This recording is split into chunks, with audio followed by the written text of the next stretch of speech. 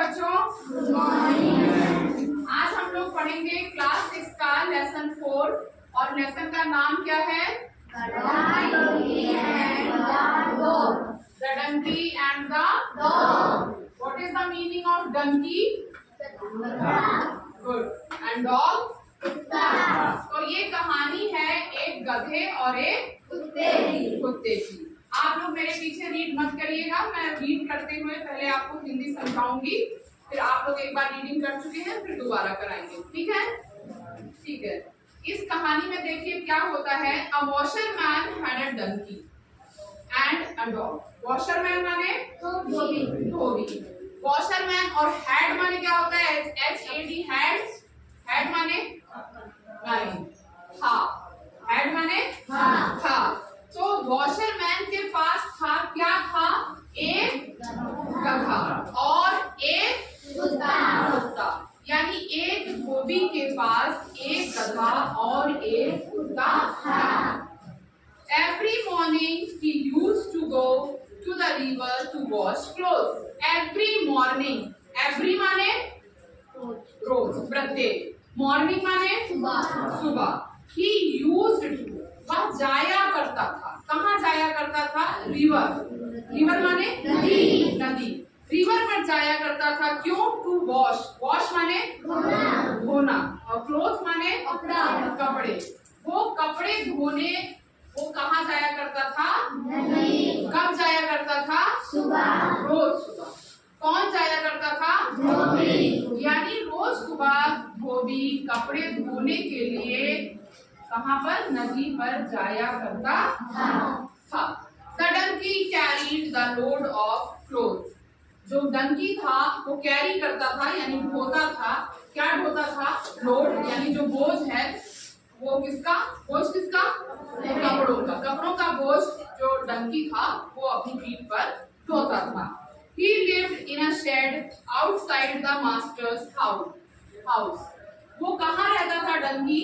जो मास्टर यानी जो मालिक का हाउस था, जो मालिक का घर था, उसके आउटसाइड में यानी उसके बाहर एक शेड था। शेड माने होता है छप्पर। शेड माने हाँ, छप्पर। अब वो चाहे टीन का बना हो, चाहे हम लोग घास फूस का भी शेड बनाते हैं जिसको हम लोग गांव में छपरा कहते हैं। You know Chhapra. तो किसी भी तरह का हम लोग अपने जानवरों के रहने के लिए कई तरह के बंदोबस्त करते हैं। उसी तरह का एक शेड था जिसमें वो डंकी रहता था। And the dog used to stay inside the house the whole day long. और डॉग कहाँ रहता था? इनसाइड। इनसाइड माने अंदर, आउटसाइड माने बाहर, इनसाइड माने अंदर। तो डॉग कहाँ रहता था? इनसाइड की आउटसाइड और डंकी आउटसाइड। तो जो डॉग था वो घर के अंदर रहता था होल डे, पूरे दिन। Very good. पूरे दिन वो घर के अंदर रहता था। In the evening the dog used to feel happy to see his master. In the evening. Evening माने शाम को। हैप्पी माने मास्टर माने मालिक। तो शाम को अक्सर तुम लोगों ने देखा भी होगा कि जब हम लोग, अगर हम लोगों ने कुत्ता पाला है तो, अगर हम लोग कुत्ता पालते हैं, कोई भी जानवर पालते हैं, जब हम शाम को अपने घर लौट कर आते हैं तो बहुत अच्छा रिएक्शन रहता है कुत्ते। तो वो अपनी खुशी कैसे जाहिर करते हैं बताओ? बहुत तेज पूंछ हिलाते हैं। और अगर वो उससे भी नहीं, उनको लगता है कि अभी खुशी कम जाहिर हो रही, तो तुम्हारे ऊपर कूद पड़ते हैं। ऐसे कूद जाते हैं, ऐसे कूद जाते हैं।